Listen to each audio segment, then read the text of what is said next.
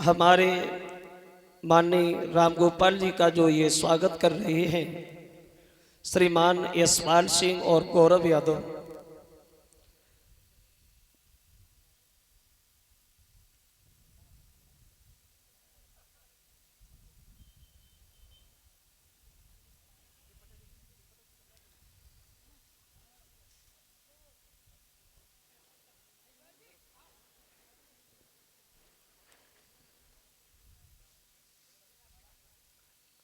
एक mic mother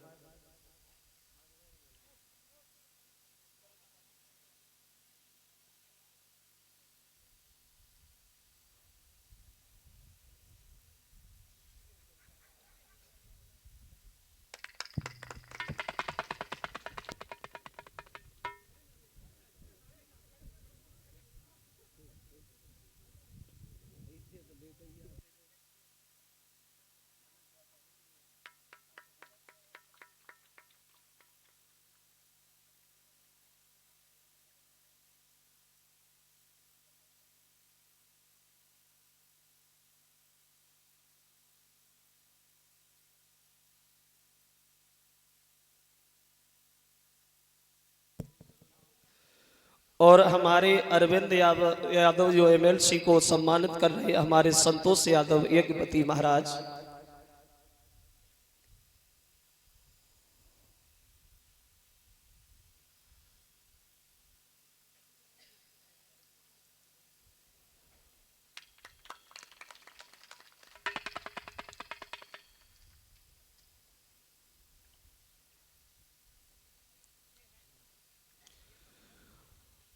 और ये जो टीपी मामा को ये गुड्डू प्रधान जी मुकुट पहना के सम्मानित कर रहे हैं।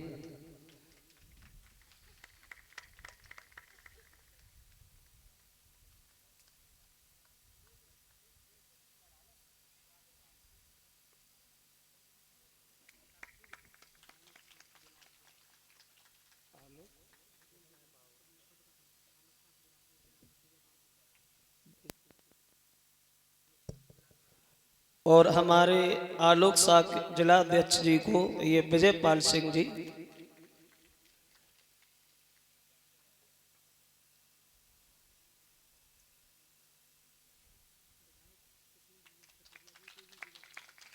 और हमारे विधायक ये ब्रजेश कठेरिया जी को भी विजयपाल जी सम्मानित कर रहे हैं।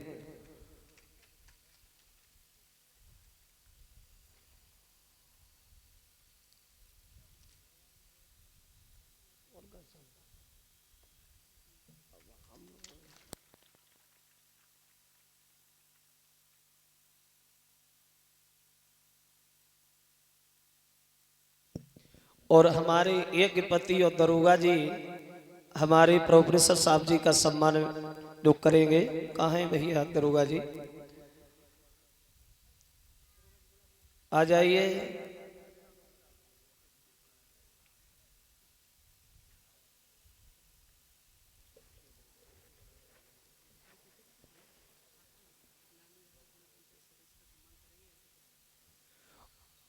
और हमारे जिला पंचायत सदस्य लालू यादव का जो सम्मान कर रहे हैं ये अर्पित यादव।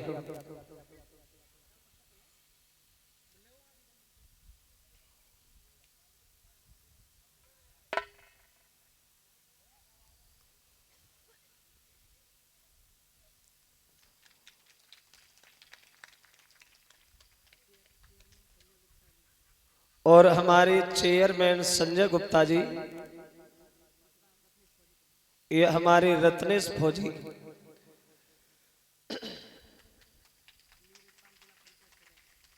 और नीरज पाल जिला पंचायत सदस्य।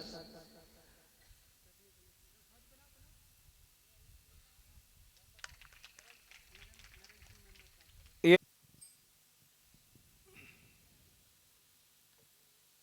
आदरणीय शास्त्री जी,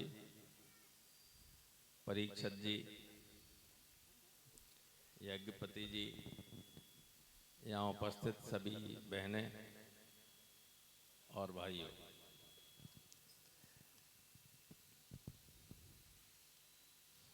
शास्त्री जी बहुत रोचक तरीके से आपको भागवत के बारे में बता रहे हैं और उनके बीच में अगर मैं कुछ कहता हूँ तो ऐसा लगेगा जैसे एक ठंडी हवा में चलते चलते आदमी अचानक लू के बीच में आ गया। तो लेकिन चूंकि स्वयं शास्त्री जी ने कहा है इसलिए कुछ तो कहूँगा ही। ये तो शास्त्री जी ने बताया भी होगा, ठीक है कि जब अभी भगवान कृष्ण के बारे में कह रहे थे, मैं भागवत से हटके थोड़ा सा कृष्ण के बारे में ही बताना चाहता। जब कृष्ण और बलराम उज्जैन से पढ़ के वापस आए,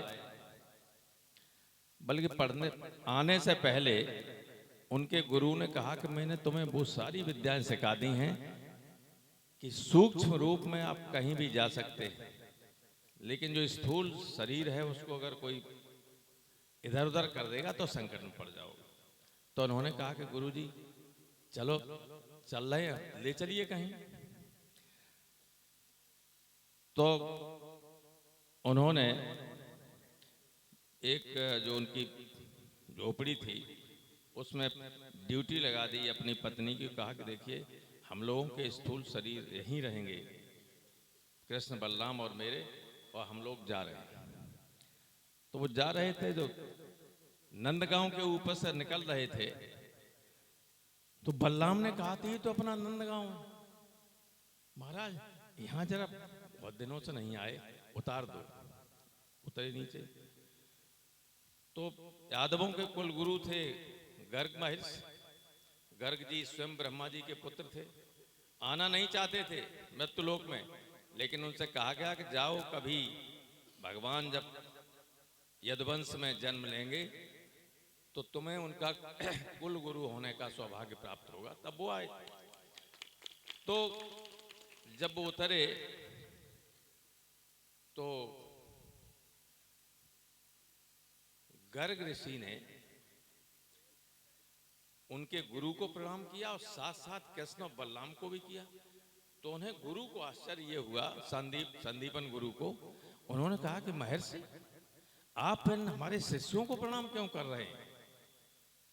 तो उन्होंने कहा आपने अभी तक पहचाना ही नहीं है आपके शिष्य इतने दिनों में रहे कि ये कौन है? कि नहीं। तो उन्होंने कृष्ण और बलराम से कहा कि अपने गुरु को अपना रूप तो दिखा दो। तो जैसे ही उन्होंने रूप दिखाया तो चतुर्भुज भगवान थे और वो शेष अवतार था। तो उन्होंने कहा कि हमें पता ही नहीं था, इतने दिनों रहे और कभी कोई हमें मालूम नहीं हो सका। तो गर्ग ने कहा कि ये कृष्ण हैं, ये भगवानों के भी भगवान हैं। ये अलग बात है कि संपूर्ण कलाओं के साथ उन्होंने अवतार लिया है, लेकिन उनका स्थल है विष्णु का बैकुंठ और इनका है गोलोक, जो उससे भी एक स्तर ऊपर है, जहां हमेशा राधा के साथ रहते हैं और राष्ट्रदात रहते हैं और सारी दुनिया को नचाते रहते हैं।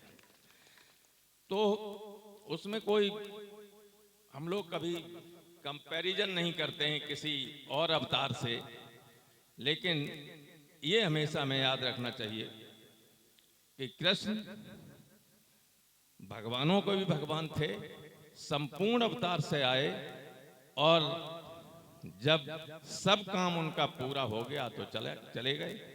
उन्हीं भगवान कृष्ण की पुत्री से पैदा हुए अभिमन्यु के पुत्र थे राजा परीक्षित, जिनको समिक ऋषि के पुत्र ने श्राप दिया।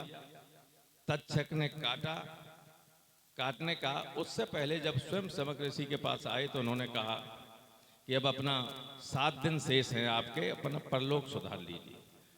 तो सुखदेव जी ने फिर ये भागवत कथा सुनाई थी। ये भागवत पुराण का सृजन और जो लिखा गया था वो स्वयं व्यास जी ने ही किया था, जो सारे वेदों के रचयिता रहे। और उसी के आधार पर, और इसलिए उन्होंने कहा कि देखिए, इस युग में, सतयुग में मोक्ष प्राप्त करने के लिए कठिन तपस्या करनी पड़ती थी, बहुत कठिन। त्रेता में उससे कुछ कम प्रयास करना पड़ता था, द्वापर में और कम प्रयास करना पड़ता था, आदमी और मोक्ष को प्राप्त हो जाता था। लेकिन कलयुग में इस तरह की तपस्या आदमी कर ही नहीं सकता, इसलिए उनको मोक्ष के प्राप्त करने का एकमात्र सबसे आसान उपाय है कि वो श्रीमद् भागवत की कथा का श्रवण करे, भगवान कृष्ण की लीला को सुने, कीर्तन करे और आनंद करे। और ये मोक्ष का सबसे साधारण उपाय है, ये सुखदेव ने परीक्षित को बताया था। और इसी के आधार पर आप देखें, 7 दिन होती है भागवत, वो तब से ये परंपरा चली आ रही है। तो ये एक बहुत अच्छी बात है, और इनको मैंने पहले भी सुना है, इनके गुरु को भी सुना है। ये जब कहते रहेंगे शास्त्री जी, मैं जानता हूं कि आप सब लोग, अभी तो कम है संख्या, रात होते होते यहाँ संख्या और बढ़ जाएगी। हे प्रभु, ऐसी कथा कहना, कल्याण हो सबका। बहुत बहुत धन्यवाद। बोली गोविंद भगवान की। आप थोड़ी जल्दी आ गए थे इसलिए, चलो फिर भी। और फिर हमारे माननीय प्रोफेसर साहब ने तो पूरी कथा ही सुना दी, और हम क्या करें। खैर, बड़े सौभाग्य की बात है कि हम लोगों के बीच में ऐसे ऐसे लोग हैं जिनको देख करके बड़ा हौसला बुलंद होता है। तो आप देखें, थोड़ी देर और आगे बढ़े भगवान की पावन कथा में।